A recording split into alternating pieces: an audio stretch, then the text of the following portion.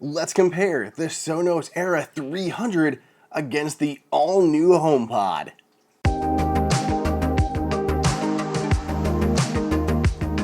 Welcome everybody, welcome to Apple Insider. It is Andrew here, and I am thrilled because Sonos has introduced two new speakers, the Era 300 and the Era 100. In this video, I'm going to primarily be focusing on the Era 300, and while it does have a higher MSRP than the HomePod, with its support for spatial audio, it's a closer match than the Era 100.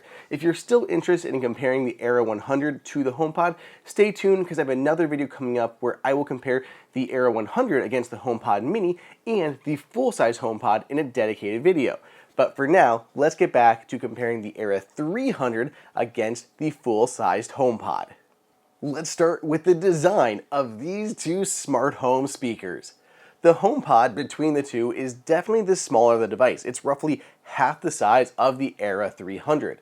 It also has the top-facing display with dedicated volume up and volume down buttons. You can tap in the center to access Siri, play or pause music, go to the next track, everything like that.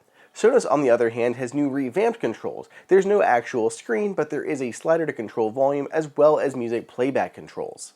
The HomePod comes in two different colors. It comes in a white color as well as what Apple calls midnight, which is basically black with a slightish blue hint. And then the Sonos, on the other hand, come in both black and white.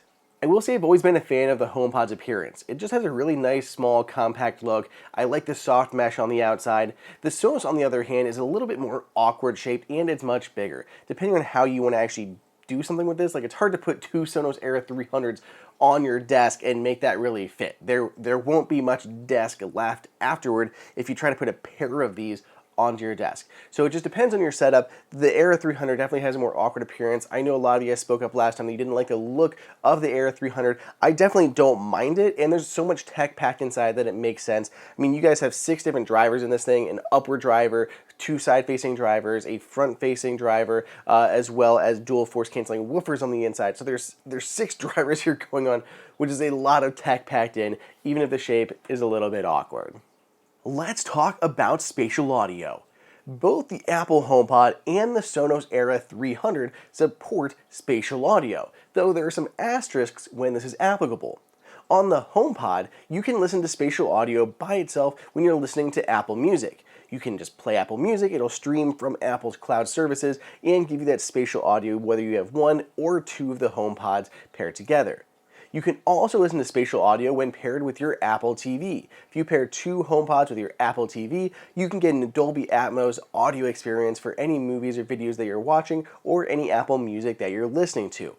The Era 300 is also capable of playing Apple Music spatial audio on its own, just as a single speaker, or when paired, 2 of them together, but you can also pair these with an ARC or second generation Beam to get Dolby Atmos spatial audio on your TV's home entertainment system as well. Another thing that you can do is you can get spatial audio by using Amazon Music Unlimited. By going through the Sonos app, you can play Apple Music or Amazon Music Unlimited to get spatial audio, and there'll be a designator inside of the Sonos app to let you know when spatial audio is being listened to. As far as the efficacy of the spatial audio, by themselves, neither is particularly affluent in spatial audio. You do get the left and right designation, maybe some more kind of differentiation in these large sound stages, but not a ton of actual kind of spatial audio effects. For example, the overhead channel, which is a hallmark of Dolby Atmos spatial audio, is somewhat absent on both. I just don't really get that dedicated overhead channel that I would be looking for. But you do get it, especially with the Era 300, when this is paired with an ARC or a Beam and you're watching a Dolby Atmos movie. When you are watching something that has Dolby Atmos on your Apple TV and you have 2 of these paired in your ears, that will give you an incredible Atmos spatial audio experience. That has been the best use case yet for these speakers. It has a dedicated upward-facing driver, whereas the HomePod does not necessarily have one that's going straight up because there's a speaker here. So this just does a little bit better job in that situation. It's really, really good when watching Dolby Atmos movies on your TV. Sound quality. I am not a fan of trying to let you all judge the sound quality by a video clip. How is my microphone? How's the YouTube compression? How are the speakers or headphones that you're listening to?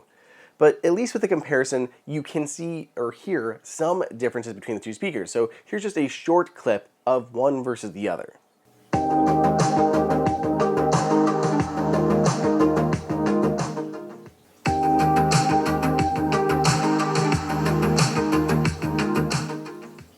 So now that we've played at least a small clip for you to hear, let's go ahead and talk about some of the actual differences that I hear when listening to these in person. Between the two, they seriously sound fantastic. We're talking about two higher end speakers here, and they both sound amazing. Right now, I'm giving a slight edge to the Era 300 for a couple different reasons. So first, I think the bass is better. The bass is overall better on the Era 300. The HomePod has good bass, and in some instances it has better bass in the Era 300, especially when listening to music. The reason is probably because Apple has like a large 4-inch woofer inside of the HomePod, so you have one very large woofer. The Era 300, we don't know how big the woofers are, at least right now, and there are two of them. So it may not be as large, but there are two. So when listening to stuff, it sounds more accurate, more precise on the Era 300, whereas the HomePod can sound a little sloppy sometimes. So at times you can feel a little bit more of a punch from the HomePod, but overall it sounds better and more room filling on the Era 300. And if you're using this with your TV as an audio source, it's definitely on the Era 300. Because of that more precise bass, it sounds far better for explosions and just everything else when you're watching a movie or TV show with the Era 300 versus the HomePod. The HomePod, sometimes that bass can get a little muddled and I can't get the dialogue to come through quite so much. I end up having to turn up my volume, and then the bass is even more crazy. It just really depends on the listening experience. I think for music, they're very, very evenly matched. For video, I'm leaning towards the Era 300 without a doubt.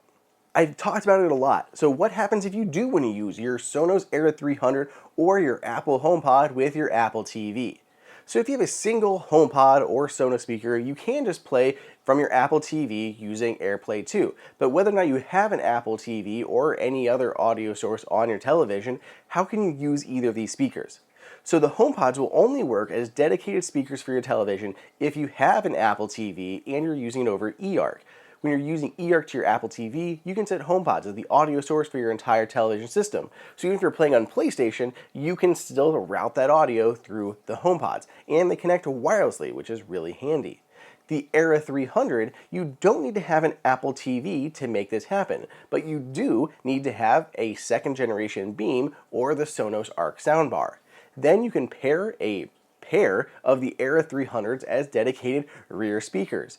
In that situation, it's a much more rich user experience, far better audio than the HomePods, and as an added bonus, the Era 300s can be paired with a Sub Mini or the full-size Sub to give you even more low-end bass. There's just a lot of benefits to the Era 300, and you're not as reliant on the Apple ecosystem. Both are good, but the Era 300 is the far better choice for using with your television. The difference is it gets a little bit more expensive. You're picking up a pair of these versus a pair of these and the soundbar. It gets expensive compared to a pair of these plus the Apple TV. Finally, we need to talk about the smart home.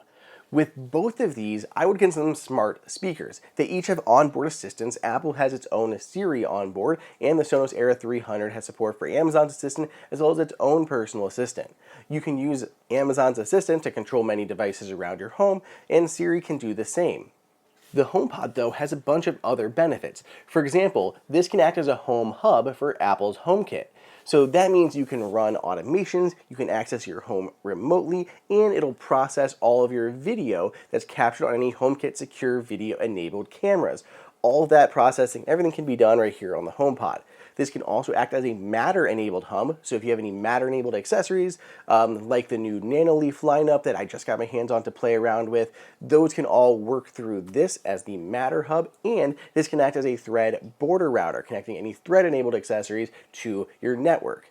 The Sonos, on the other hand, it has none of those benefits. It does not act as a home hub. It cannot connect Thread-enabled accessories. It doesn't do any of that. It's basically a smart speaker in is that it has assistance on it, but you can't do much more. Another benefit though of the Era 300 is that there's a hardware switch to disconnect the microphone. So if you don't want something listening in on you, you can completely turn that off on the Era 300, whereas you cannot really disable Siri on the HomePod. So that is it. That is Apple's full-size HomePod against the all-new Sonos Era 300. Let me know which you prefer down below in the comments or on Twitter at Andrew_OSU. And if you'd like to grab either of these two excellent speakers, there are links for you in the description and pinned in the comments. Otherwise, I'll catch you guys in the next video.